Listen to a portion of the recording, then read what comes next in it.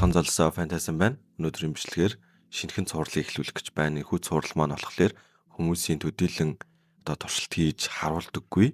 Пейлодуудыг ер нь бол сэргээн санаж step by step-ээр ер нь бол харуулах байгаа. Энэ юу гэсэн үг вэ гэхээр дээр үед хийгдэжсэн эмзэг байдлуудаас эхлээд яг одоогийн reactive shell гэдэг шиг сүүлийн үеийн эмзэг байдал хүртэл нь яг детальчилж тайлбарлах тийм цуврал байгаа. Тэгэхээр өнөөдрийн хамгийн ихний цуврал маань бол хамгийн энгийн буюу бидний мэдих дээрүүд ашигладаг байсан Windows XP үеийн систем байгаа шүү дээ. Тэр XP рүү чиглэсэн товтлогоо хэрхэн хийгддэг байсан талаар яг бодит туршилтыг нь хийж үзүүлээд ер нь бол proof of concept-ийг нь хоорондоо ярилцаж ямар ер нь эмзэг байдлууд байд юм бэ? Тэр эмзэг байдлууд нь ер нь ямар учиртай юм бэ? Энэ эмзэг байдал нь онлонны үеийн үргэлжлээд энэ яг яаж халтаад байгаа гэдэг талаас илүү дэлгэрэнгүй тайлбарыг хүргэхээр байгаа гэж ойлгож болно гэсэн үг.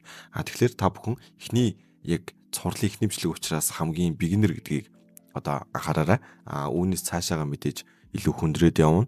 Дараагийн степүүд нь илүү proof of concept кодыг нь өөрчилдөг, дээр нь customization хийж exploit custom болгож өөрчилдөг тийм төрлийн эмзэг байдлууд хүртэл орж ирэх боломжтой. Бас сүүл рүүгээ компани эмзэг байдлууд ч гэсэн орж ирнэ гэсэн үг. Нийтдээ 12 сервертэй 30 серверүүд хүртэл орж ирэх боломж байгаа гэсэн үг. Ерөнхийдөө бол иймэрхүү. Тэгэхээр энэ хүү цуврал маань маш олон контенттэй болох боломжтой учраас та бүхэн маань энэ хөвчлөгээ дэмжмээрэй бол лайк, share, subscribe хийгээрэй. Тэгээд өнөөдрийн бичлэгтээ бүгдээрээ орцгоё. За яг эхний бичлэг учраас ер нь бол миний хувьд бол нэлээд тийм дэлгэрэнгүй тайлбарыг бол хийчлээ. Ер нь бол цаашид бол шууд үндсэн эмзэг байдлаа яриад онлайн яриад покийн кодоо яриад ер нь бол явчихна гэсэн үг. За өнөөдрийн маань бидний ярилцах үндсэн эмзэг байдал маань юу юм бэ гэхлээр Windows XP гэдэг бид нар үеийн системийг мэдэн штэ. Дээрүүд гарч исэн 2008 оны үндсэн гарсан эмзэг байдал байгаа. MS08067 гэдэг нэртэй тийм кодлогдсон эмзэг байдал. Бөгөөд бид нар ер нь бол тэр систем рүү яг тэр эмзэг байдлаар нь ашиглаж халдлага хийж root хэрхийг олж авах гэсэн. Эсвэл администратор ч юм уу те. Тэгэхээр энэхүү эмзэг байдал маань ерөөдөө бол дангас Microsoft XP гэхээс илүүтэйгээр тэр үед бас гарч исэн нэлээд тренд болж исэн Vista гэдэг үеийн систем байдаг шүү дээ. Тэрийг бас ашиглаж исэн. Үүнээс гадна тухайн үед байгууллагууд дээр ашиглаж исэн MS 2003 буюу Microsoft Server 2003 гэдэг чинь байгаа. Одоо тэр чинь ер нь бол шинжлэхдээд Microsoft Server 2025 гэдээ гарсан байгааг та бүхэн маань бол мэдэх баха гэж бол найдаж байна. Тэгэхээр ер нь бол үндсэн онлайн хувьд бол нэг иймэрхүү. Тэгээд энэ хүү эмзэг байдал маань ерөөдөө бол нийт API гэдэг үндсэн сервис рүү ер нь бол exploit хийж байгаа. Гэхдээ энэ exploit маань үндсэн chain маань яаж яваад байгаа юм бэ гэдэг та бүхэнд тодорхой хэмжээний танилцуулъя. За мэдээж код маань болохоор MS08067 гэдэг critical төвчний эмзэг байдал гэж явдаг. Тэгэхээр одоо бид нар харахад бол нэг тийм сүртэй эмзэг байдал гэж харагдахгүй байж магадгүй. Гэхдээ бид нар тэр сүүлийн үеийн Windows 11-д Servers 2022 edition руу халтгаж байгаа proof of concept-уудыг уншиж тэрийг ойлгохыг хүсчээвэл бид нар өмнөх Windows XP рүү халтж исэн энэ MS08-аас эхлээд бүх payload-уудыг сайн мэдчих хэрэгтэй байхгүй. Энэ payload нь жишээлбэл түүхэндээ бас нэлээд өндөрт бичигдэхээр riskтэй severity level нь өндөр гэж явдаг. Тухайн үедээ бол яг нь энэ зүүн талд харж байгаачлан MS08 маш олон хувилбарууд гарсан боловч энэ MS08067 гэдэг энэ яг энэ кодоор бичигдсэн нийт API руу чигсэн exploit хийгдсэн энэ эмзэг байдал маань болохоор маш өндөр импакттай байсан байна. За одоо импактыг нь бүгдээрээ задлаа тайлбарлая. Энийг болохоор бүгдээрээ ханаас арах вэ гэхээр exploit.db гэдэг вебсайт байгаа. Энэхүү вебсайт дээр ер нь бол үндсэн код нь байгаа гэсэн үг. За мэдээж үндсэн эмзэг байдал нь юу юм бэ гэхлээр ер нь бол remote code execution дээр нэмдэг нь stack overflow буюу ер нь buffer overflow гэдэг таад маань сонсч ирсэн байх. Тэгвэл тэрний stack based buffer overflow гэдэг эмзэг байдлыг нь буюу санах руу чиглэсэн халдлага хийгээд энэ remote shell ажиллуулах боломж бүрдэж байгаа гэсэн үг. Тэгэхээр нэгэсний алсын зайнаас тухайн сервисийг эзлээд тэгээд хүссэн код ажиллуулах боломж бүрдэж байна гэсэн үг. За та хэд энэчнээс эхлээд харуул ер нь бол за энгийн ойлгох болохоор C-ийн энгийн сангуу зарласан байна. За доошо гүйлгээд үзвэл та хэд энийг одоо дөнгөж шинээр эхэлж байгаа хүүхдүүд маань бол энийг ойлгохгүй гэж магадгүй. Дийлэгтэй нэг byte code, shell code гэдэг одоо ойлголтууд ер нь бол та хэд одоо орж ирэн заяа заавал хүчээр мэдэх тийм шаардлага үүсэж байгаа. За жишээлбэл 0x41 гэдгийг энгийн хүн бол хараад болоогоосаа сайн мэдгүй шүү дээ. Тэнгүүд энийг ер нь бол 0x41 гэдэг маань болохоор том A үсэг байгаа гэх мэтчлэн. Тэгээд яагаад том A үсгийг энэ дээр ингэж ашигласан байна гэдэг бас сонирхолтой заяа. Та хэд манаас судлаад үзээрэй, дараагийн имчилгүүдээс зорох байх. За тэгэхээр үргэлжлүүлээд харвал 0x90, за x41 гэх мэтчлэн юм дандаа байтууд байгаад байна тий. Тэгээд үргэлжлүүлээд одоо RPC function structure-ууд бичигдсэн байна, pop дуудсан байна. За bind shell code байгаа. За ер нь дийлэх сүүлийн үеийн томоохон халтлагууд дээр одоо Windows XP гэлтэх одоо энэ нэг сүүлийн үеийн Windows-ийн яг үндсэн chain exploit дээр дандаа энэ shell кодууд ашигладаг. Илүү custom shell кодууд гэсэн үг. Тэр shell кодууд нь одоо ашигласнаар одоо юунд давуу тал үүсдэг вэ гэхээр ер нь shell код гэдэг чинь өөрөө бүрхүүл код гэсэн үг шүү дээ. Бүрхүүл код гэдэг нь нэг талаасаа маш энгийнээр ойлгол тэр бичсэн хортой кодыг чинь гадуур нь бүрхүүл үүсгээд илүү хүчтэй болгож байгаа. Хүчтэй болгосноор тэр одоо detection системүүдийг давж орох bypass хийх боломж бүрдэж байгаа гэж бас ойлгож болно. Бас өөр талаасаа ашигладаг гэсэн үг. За үүнээс гадна нэмэлтээр маш олон төрлийн одоо бичиглүүд бол орж ирсэн байна. За энэ дэр мэдээж stack based buffer өргөлөө. Учираас одоо санахаар үчиглсэн хэмжээний хүсэл илгээж байгаа гэдгийг бол дээрээс бол харсан байгаа байх. Хэмжээний A үсэг илгээсэн, за үргэлжлүүлээд нөгөө нэг offset-тэй болоод за яг нэг иймэрхүү процесс дээр нь явсан байна гэсэн үг. За нэг бок нь бол ер нь иймэрхүү ил тавигдсан. Одоо ерөнхийдөө бол энэхүү эмзэг байдлыг бол well known эмзэг байдал гэж явна гэсэн үг. Яагаад гэвэл олон нийтэд түгцэн яаж халтах харгууд нь ил байгаа, бок нь ил.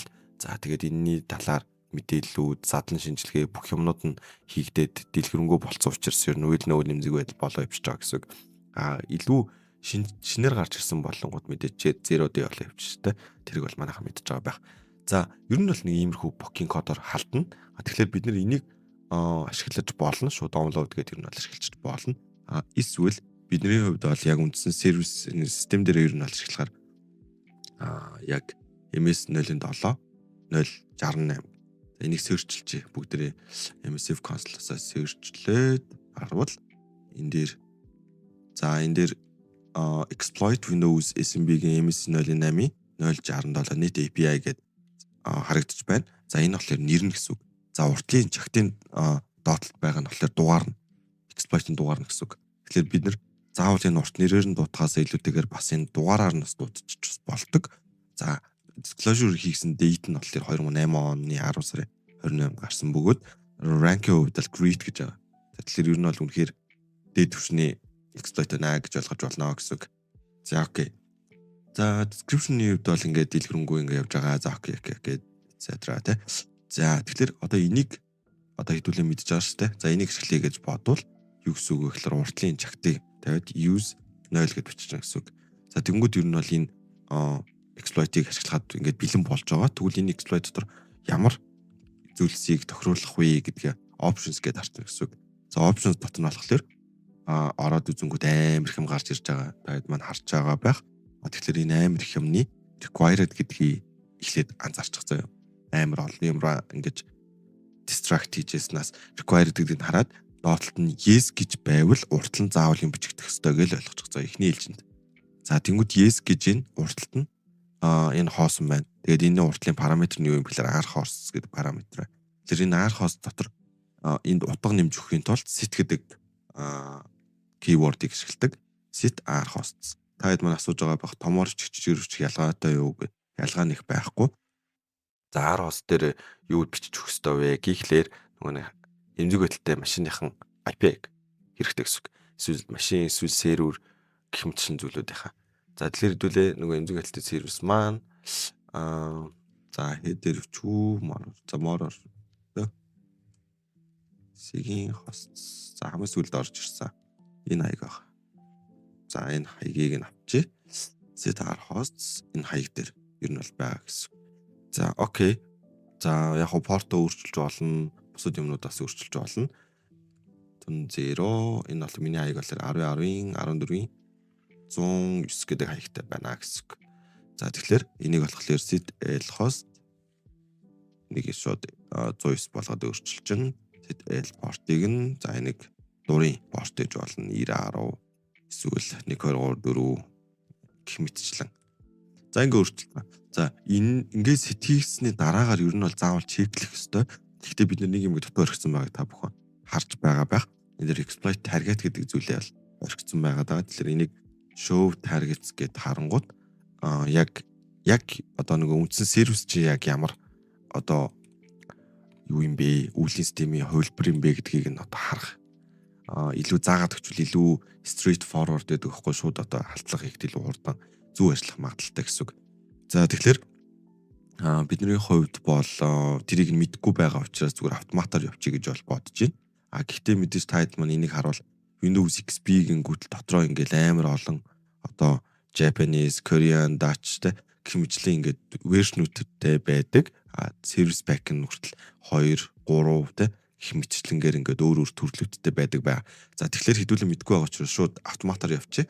Одоо юу шалах хэрэгтэй вэ гэхлээр үндсэн нөгөө нэг оруулж өгье гэсэн мэдээллүүд чинь орсон байна уугүй юу гэдгийг одоо чеклэж. За энэ дээр орсон байна уу? API-г нь орсон байна шүү дээ. За дараагийнх нь болохоор үндсэн нөгөө нэг авсан L host-а тохируулж өгсөн, port-а тохируулж өгсөн target нь бол окей. Payload-ийн хувьд бол за яг эхний эжэнд бол Windows-ийн Interpreter Reverse Speak бол ашиглаж. Үндсэндээ бол энэ халтлага маань амжилттай болвол Interpreter шилээр орно гэсэн үг байхгүй. За окей, болцсон гэж үзвэл run төвчээр дарч. За тэгээ хэрэг зөв ажиллавал шууд бид нэр Windows XP-г амжилттай exploit хийгээд дөрмийн дагуу, онлын дагуу шууд administrator одоо Windows-ийг л уусаа administrator хэрэгтэй болно шүү дээ. За тийм болох хэрэгтэй гэсэн үг. За бидний exploit маань бол амжилттай ажилласан байна. Тэрийг бол яаж харж болох вэ гэхээр Interpreter session нэг open-ed болоод за энэ хаягаас ийм портоор ийшиг явах connection үүсгээд орсон байна гэдгийг харуулж байна гэсэн үг. За Interpreter shell руу бол амжилттай орсон. Яг бодит амьдрал дээр байсан бол Windows XP рүү ингээд халтлах хийчээд яах вэ гэхээр камерыг нь ажилуулах, эсвэл скриншот авах, за гэх мэтчлэн бус зүйлүүдийг хийж болно. Хэдүүлээ зүгээр тестлээд үзье заяа. Help гэж бичиж байгаад за hashdump хийгээд үзье. Hashdump. За энэ команд маань юу хийж байгаа юм бэ гэхээр тухайн бидний эзэлж авсан одоо сервер байгаа шүү дээ. Үеийн систем одоо дээр байршсан сервер байна.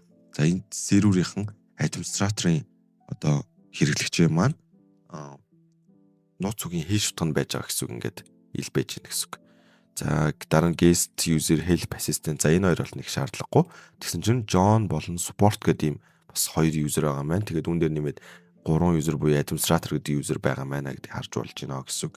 За үүнээс гадна сонирхолтой гэвэл энэ ажиллах нь үгүй юу ч гэсэн үзье. Screen share гэдэг команд байна. Screen share-ийг нь ажиллуулад screen share хийсэн чинь шууд Microsoft Windows XP Professional гэдэг edition байсан юм байна. Энийний нөгөө нэг юм loading screen маяг юм харагдаад байна те. За окей. За үүнээс гадна өөрөөр screenshot.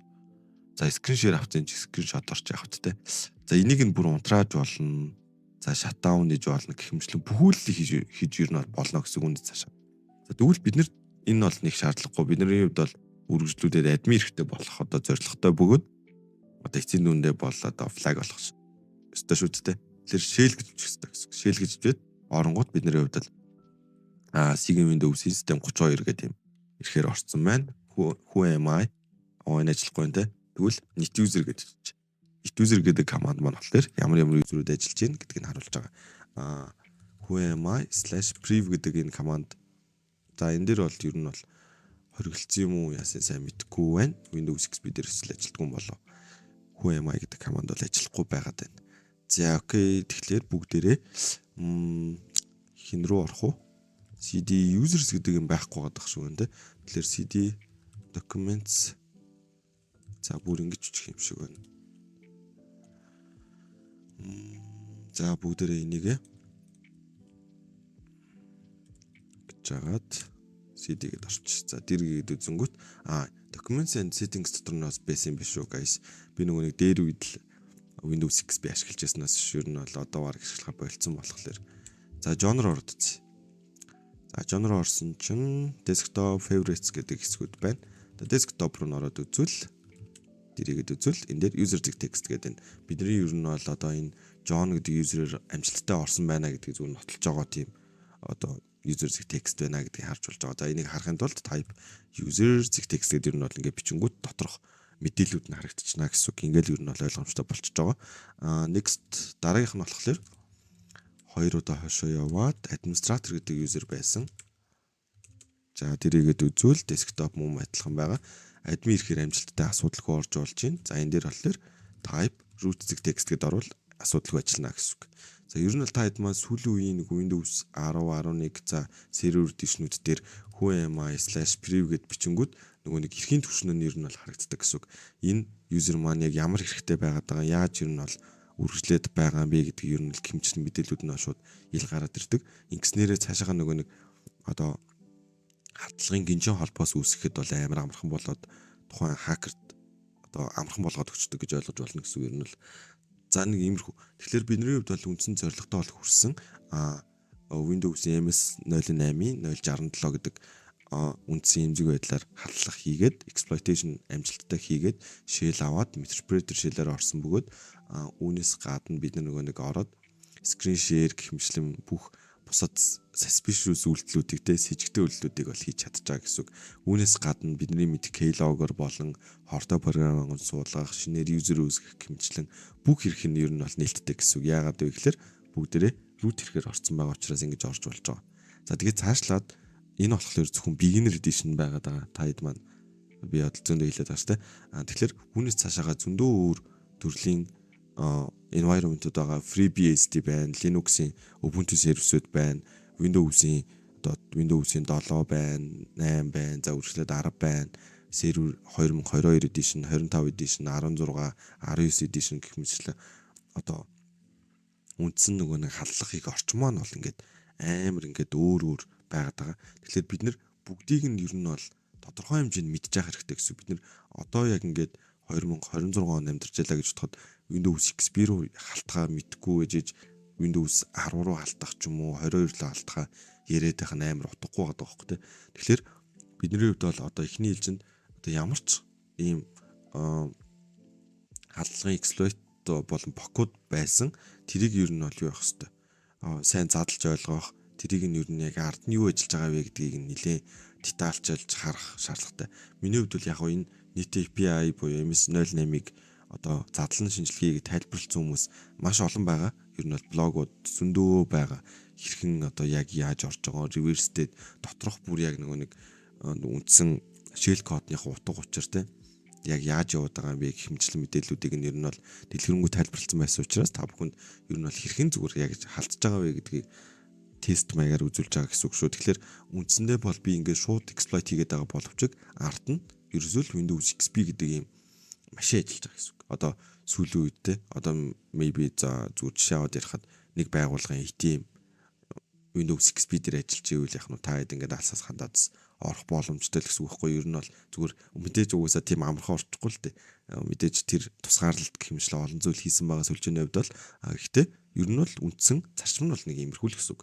Бидний хувьд бол бодит системээр халтаж үзэж болохгүй. Энэ бол хууль бус гэж явж байгаа гэсэн үг. Тэгэхээр зөвшөөрлөгөө алдахгүй үүднээс энэ тестийн бидний хувьд бол одоо орчин руу ер нь бол халтах нь бол хамгийн этиктэй бөгөөд зөв хакер болох үе шатыг та бүхэнд санал болгож байна л гэсэн үг. Ер нь бол амар ойлгомжтой. Тэгэхээр би энийг цуврал олгоод ингээд malware буюу хортой програмын тестлэг үргэлжлүүлээд ийм exploit-уудыг ингээд яаж гинжин холбоостой оруулж ирдэг вэ?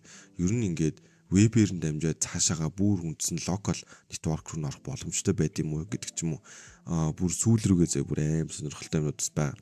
Принтерээр нь дамжаад цаашаага бүр үндсэн сервисүүд рүү орох тохиолдлууд ч гэсэн байдаг гэж боддоо. Тэр бүр амар сонирхолтой.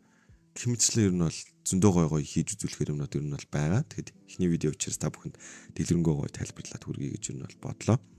Тэгээд та бүхэн маань энэхүү видео маань таалагдчих байвал хэлээрэй. Тэгээд цаашаа үргэлжлүүлээд энэхүү видеого та бүхэнд хүргээд иймэрхүү сонирхолтой видеонуудыг хүргээд яваа гэж ер нь бол бодож байгаа. За тэгээд дараагийн бичлэгээр бүгдээрээ өөр нэгэн exploit-оор уулзцгаая. Тэгээд баяртай guys. гоё эксплейтер болсон. Лайк, share, subscribe хийгээрэй.